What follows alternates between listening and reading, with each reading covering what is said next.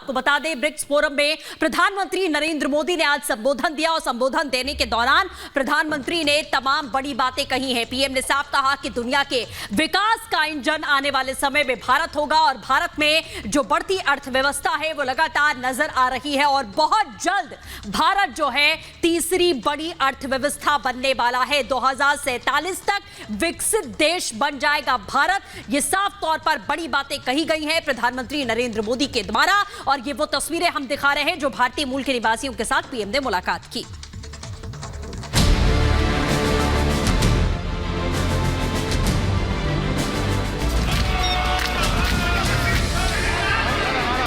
हिंदुस्तान धरती से लेकर अंतरिक्ष तक कामयाबी के नए कीर्तिमान रचता जा रहा है। एक तरफ तो भारत का चंद्रयान 3 चांद के दक्षिणी ध्रुव पर इतिहास रचने वाला है, तो दूसरी तरफ इसकी सफलता पर पीएम मोदी दक्षिण अफ्रीका से दुनिया को संदेश देने वाले हैं। शाम को जब 6:04 पर लैंडर विक्रम चांद की सतह को छुएगा और वहां पर उतरेगा तो पीएम मोदी इस पूरे कार्यक्रम को लाइव देखेंगे और हमेशा की तरह अपने वैज्ञानिकों का हौसला बढ़ाएंगे।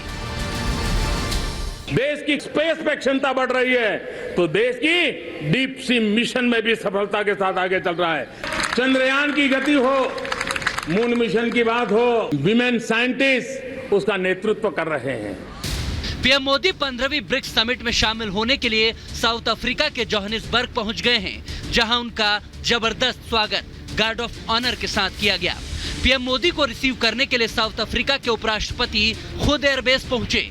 मोदी का स्वागत साउथ अफ्रीका के ट्रेडिशनल ट्राइबल डांस के साथ किया गया।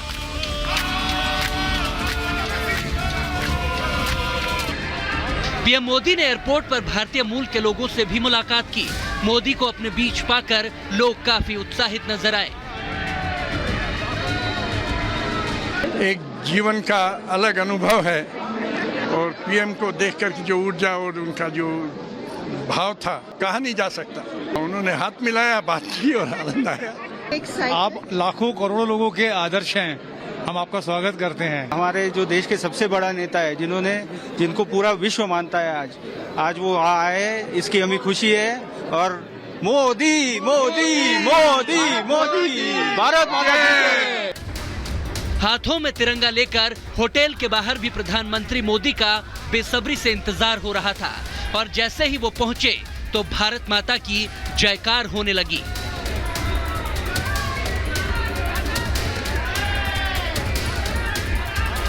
पीएम मोदी ने अपने स्वागत के इंतजार में राखी की थाली लेकर खड़े एक बच्चे से भी मुलाकात की। आर्य समाज दक्षिण अफ्रीका के अध्यक्ष अर्थी नानक चंद शानन और भारतीय समुदाय के एक सदस्य ने पीएम मोदी के साथ रक्षाबंधन का त्योहार पहले ही मना लिया। पीएम मोदी को उन्होंने राखी बांधी। मोदी का विशेष आध्यात्मिक स्वागत भी किया गया। भगवा धारण किए हुए संतों ने पीएम मोदी के सामने वाद्य यंत्रों के साथ प्रस्तुति देकर उनका शानदार स्वागत किया।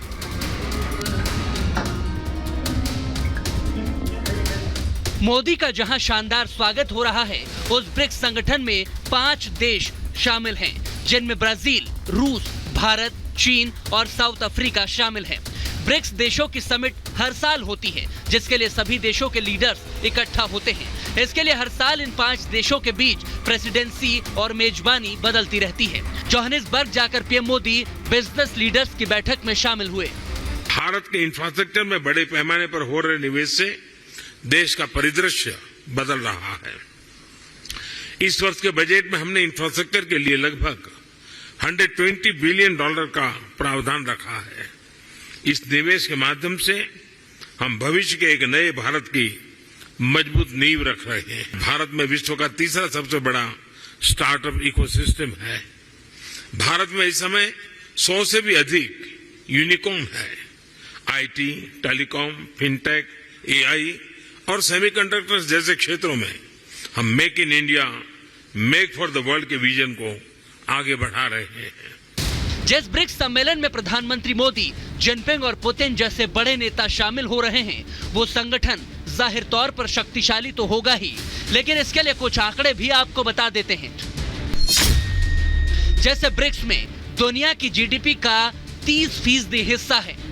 ब्रिक्स में दुनिया की 41% आबादी रहती है और ब्रिक्स देशों में दुनिया का 17% व्यापार होता है और इसी व्यापार को बढ़ाने के लिए अब सभी देशों का फोकस है। इसके लिए पीएम मोदी ने मंत्र भी दिया। वैश्विक अर्थव्यवस्था में उथल-पुथल के बावजूद भारत आज विश्व की फास्टेस्ट ग्रोइंग मेजर इकोनॉमी है। जल्द ही भारत $5 ट्रिलियन इकोनॉमी बन जाएगा। इस बात में कोई संदेह नहीं कि आने वाले वर्षों में भारत विश्व का ग्रोथ इंजन होगा। ये इसलिए है क्योंकि भारत ने आपदा और मुश्किलों के समय को आर्थिक सुधार के अवसर में परिवर्तित किया। 14 साल पहले 2009 में बने ब्रिक्स समूह की बैठक इस बार काफी अहम मानी जा रही है। इसकी एकमात्र वजह है इस संगठन का सदस्य होने के लिए मची होड़, क्योंकि सदस्यता के लिए अब तक 9 से ज्यादा देशों ने आवेदन कर दिया है, जिनमें अल्जीरिया, अर्जेंटीना, बहरीन, मिस्र, इंडोनेशिया, ईरान, सऊदी अरब और यूएई शामिल हैं। सदस्य बनने का औपचारिक तरीका नहीं है। 5 सदस्य देश ही मिलकर इस बात का फैसला लेते हैं कि कौन समूह में शामिल होगा और कौन नहीं। अब तक 17 से ज्यादा देशों ने सदस्यता लेने में रुचि दिखाई है। ब्रिक्स के विस्तार के पक्ष में रूस और चीन तो हैं, लेकिन भारत ब्रिक्स विस्तार यानी कि दूसरे देशों को इस संगठन में शामिल करने के खिलाफ खड़ा है। इसकी कई वजह हो सकती हैं, क्योंकि रणनीतिक तौर पर दुनिया बदलने लगी है। यूक्रेन युद्ध के बाद तो दुनिया मानो 2 धड़ों में बंट चुकी है, लेकिन भारत ने तटस्थ रहकर युद्ध नहीं बल्कि शांति का मार्ग सुझाया है। साथ ही बेहतरी के लिए भी पीएम मोदी ने कई टिप्स दिए हैं। कोविड महामारी ने हमें रेजिलिएंट और इंक्लूसिव सप्लाई चेन्स के महत्व को सिखाया है। इसके लिए आपसी विश्वास और पारदर्शिता बहुत ही महत्वपूर्ण है। हम एक दूसरे की ताकतों को जोड़कर पूरे विश्व, खासतौर पर ग्लोबल साउथ के कल्याण में महत्वपूर्ण योगदान दे सकते हैं। हिंदुस्तान विश्व गुरु बनने जा रहा है और उसकी इबारत चांद पर लिखी जा रही है।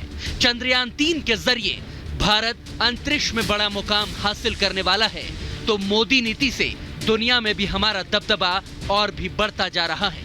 Bureau report, Republic Bharat.